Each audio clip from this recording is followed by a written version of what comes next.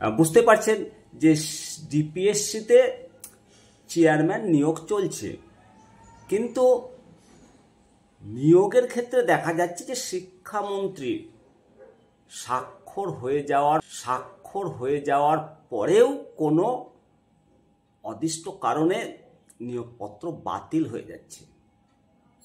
পুরো খবরটা আপনাদের সামনে তুলে ধরব, দেখাচ্ছি খবরটি দেখুন।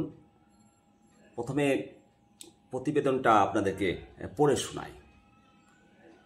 যেটা বলা হয়েছে, মূলত উত্তরবঙ্গ সংবাদপত্র বর্তমানে প্রকাশিত হয়েছে। বলছে যে শিক্ষাক্ষেত্রে কাদের নিযুক্ত করা হচ্ছে তা নিয়ে শিক্ষা দপ্তরের শীর্ষ স্তর বারবার পুনর্মূল্যায়ন করছে। এর ফলে একবার সিদ্ধান্ত নিয়েও ফের সিদ্ধান্ত পরিবর্তন করতে হচ্ছে নিযুক্ত ব্যক্তিদের নিয়ে সব রকমের বিতর্ক এড়াতে চাইছে শিক্ষা দপ্তর, যদিও তা সবসময় সম্ভব হচ্ছে না। সম্প্রতি কোচবিহার জেলার প্রাথমিক বিদ্যালয় শিক্ষা সংসদের চেয়ারম্যান এবং উচ্চ মাধ্যমিকের 8 জন জয়েন্ট কনভেনারের নাম পরিবর্তন করা হয়েছে। আর তাতেই অনেক প্রশ্ন উঠেছে।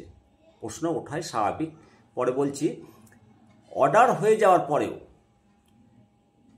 এত পরিবর্তন কেন? এই প্রশ্ন তুলেছেন শিক্ষকরা।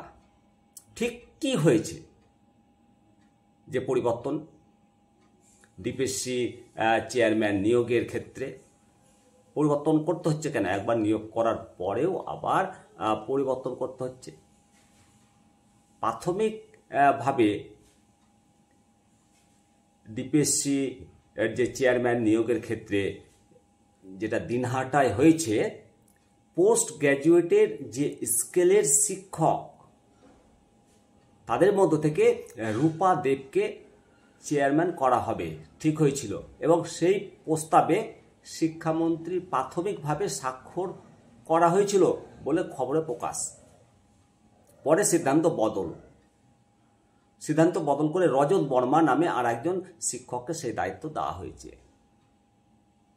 জেলা সূত্রের খবর, রূপা দেব ওই জেলায় দলের মাধ্যমিক শিক্ষক সংগঠনের এক্সিকিউটিভ কমিটির সদস্য, আর রজত বর্মা নিজে সংগঠনের সহসভাপতি। এই পরিবর্তন নিয়ে অবশ্য রূপা দেবী কোনো মন্তব্য করতে চাননি। শিক্ষামন্ত্রী ব্রাত্য বসু সংবাদ মাধ্যমে যেটা বলেছেন, মূলত তাতে জানতে পারা যাচ্ছে যে প্রাথমিক সিদ্ধান্ত হলেও সেই অর্ডারে মেমো দিয়ে কোনো অর্ডার হয়নি। চূড়ান্ত সিদ্ধান্ত আমরা শিক্ষা দপ্তর থেকে নিয়েছি। যদিও নদিয়া জেলার চেয়ারম্যান হিসাবে মন্ত্রীর স্বাক্ষর করা দেবাশিস বিশ্বাসের নামই শেষ পর্যন্ত চূড়ান্ত হয়েছে। নদিয়া জেলাতেও ডিপিএসসি চেয়ারম্যান নিযুক্ত হয়েছে। আর উচ্চ মাধ্যমিকের ক্ষেত্রে 24শে আগস্ট উচ্চ মাধ্যমিক শিক্ষা সংসদের সমস্ত জেলার পরীক্ষার আয়োজনের জন্য জয়েন্ট কনভেনারদের তালিকা প্রকাশ হয়েছিল। সেটা পরিবর্তন করা হয়েছে 30শে আগস্ট। তাতে পুরুলিয়া, হাওড়া সদর, উত্তর 24 পরগনা, বারাসাত, পশ্চিম বর্ধমানের আসানসোল, বাঁকুড়া, জলপাইগুড়ি জেলার জয়েন্ট কনভেনারদের নাম পরিবর্তন করা হয়েছে। এবং কলকাতার দক্ষিণে নিযুক্ত করা হয়েছে বাড়তি একটি নাম।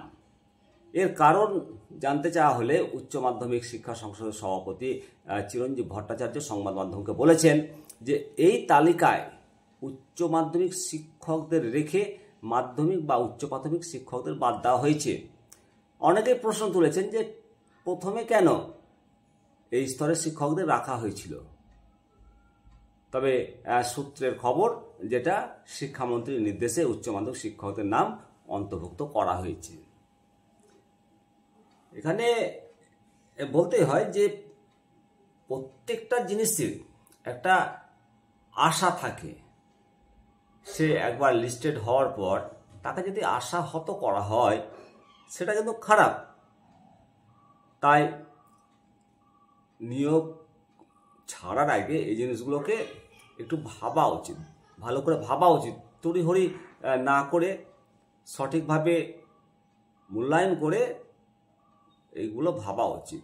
অপরদিকে স্কুল সার্ভিস কমিশনের 5 রিজিয়নে নতুন চেয়ারম্যান নিযুক্ত হয়েছে, যেটা খবরে বলছে যে মেধা তালিকা থেকে উচ্চ প্রাথমিক স্তরে 14,000-এর বেশি শিক্ষক নিয়োগের নির্দেশ দিয়েছে কলকাতা হাইকোর্ট। আর তাৎপর্যপূর্ণভাবে স্কুল সার্ভিস কমিশনের যে 5টি আঞ্চলিক অফিসে চেয়ারম্যান আছে সেগুলো নতুন করে চেয়ারম্যান নিয়োগ করলো শিক্ষা দপ্তর। সাদার্ন রিজিয়নের চেয়ারম্যান নির্বাচন করা হয়েছে যাদবপুর বিশ্ববিদ্যালয়ের এডুকেশন বিভাগের সহকারী অধ্যাপক মণিকান্ত পড়িয়া। আর ইস্টার্ন রিজিয়নের চেয়ারম্যান হয়েছেন রামপুরহাট কলেজের সহকারী অধ্যাপক অরিন্দম গঙ্গোপাধ্যায়। সাউথ ইস্টার্ন রিজিয়নের চেয়ারম্যান হয়েছে পশ্চিমবঙ্গ রাষ্ট্রীয় বিশ্ববিদ্যালয়ের সহকারী অধ্যাপক সৌমি দাস। ওয়েস্টার্ন এবং নর্দার্ন রিজিয়নের চেয়ারম্যান করা হয়েছে সিধু কানু বিরসা বিশ্ববিদ্যালয়ের অ্যাসোসিয়েটেড প্রফেসর সাধনা খাওয়াস এবং 55 বর্মা বিশ্ববিদ্যালয়ের অধ্যাপক পিয়াল বসু রায়কে চেয়ারম্যান নিযুক্ত করা হয়েছে। মনে করা হচ্ছে যে নিয়োগ প্রক্রিয়া দ্রুত আনার জন্যই এই আঞ্চলিক অফিসগুলোতে নতুন চেয়ারম্যান আনা হলো। এখন দেখার যে এইসব নতুন চেয়ারম্যান নিযুক্ত হলো তারা কতটা স্বচ্ছতার সহিত, কতটা দ্রুততার সহিত নিয়োগ প্রক্রিয়া সমাপ্ত করতে পারে। কারণ শিক্ষা নিয়ে হাজার দুর্নীতি রয়েছে, তার মাঝে নিয়োগ প্রক্রিয়া সম্পন্ন করার যে ক্ষমতা কোর্ট দিয়েছে উচ্চ প্রাথমিকে, এখন এটা দেখার যে কত তাড়াতাড়ি নিয়োগগুলো দিতে পারে। অপরদিকে প্রাথমিকের চেয়ারম্যান নিয়োগ চলছে এখনো পর্যন্ত। পশ্চিম মেদিনীপুর জেলা প্রাথমিকে কিন্তু চেয়ারম্যান নিযুক্ত হওয়ার কোনো প্রকার উদ্যোগ বা খবর কিন্তু সামনে আসেনি, শুনতেও পায়নি। দীর্ঘদিন ধরে পশ্চিম মেদিনীপুর জেলায় চেয়ারম্যান নিয়োগ নেই। এর ফলে সেখানে প্রধান শিক্ষক নিয়োগ ধাক্কা খেয়েছে, শিক্ষকদের বিভিন্ন উন্নয়নমূলক কাজকর্ম ধাক্কা খেয়েছে। প্রত্যেকটি জেলায় প্রত্যেকটি জেলা প্রাথমিক বিদ্যালয় সংসদে দ্রুততার সঙ্গে চেয়ারম্যান নিয়োগ করতে হবে। একই সঙ্গে প্রত্যেকটি কাউন্সিলগুলোর নির্বাচন করা দরকার। দীর্ঘদিন ধরে কাউন্সিলগুলোর নির্বাচন হয়নি, নির্বাচনহীন অবস্থায় কোনো শিক্ষক প্রতিনিধি কাউন্সিলে নেই।